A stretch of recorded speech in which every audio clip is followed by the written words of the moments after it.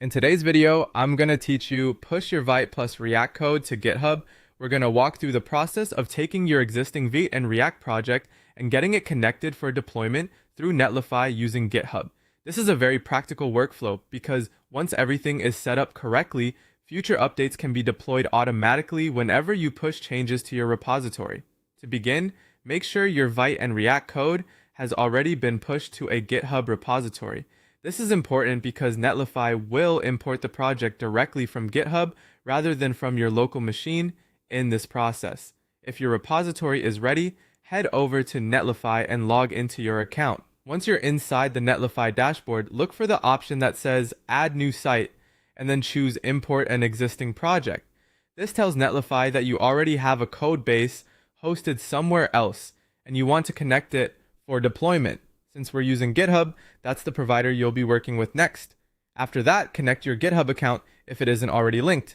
Netlify may ask for authorization so it can view your repositories. Go ahead and approve the connection so the platform can access the project you want to deploy.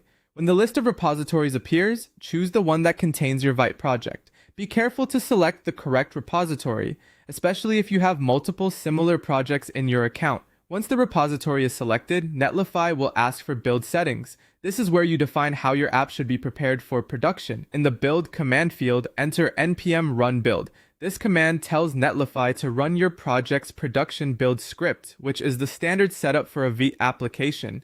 Then in the publish directory field, enter dist. That folder is where Vite outputs the finished production files after the build is complete.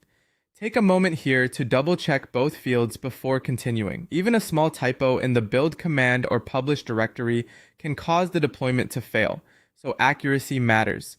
When everything looks correct, click Deploy Site.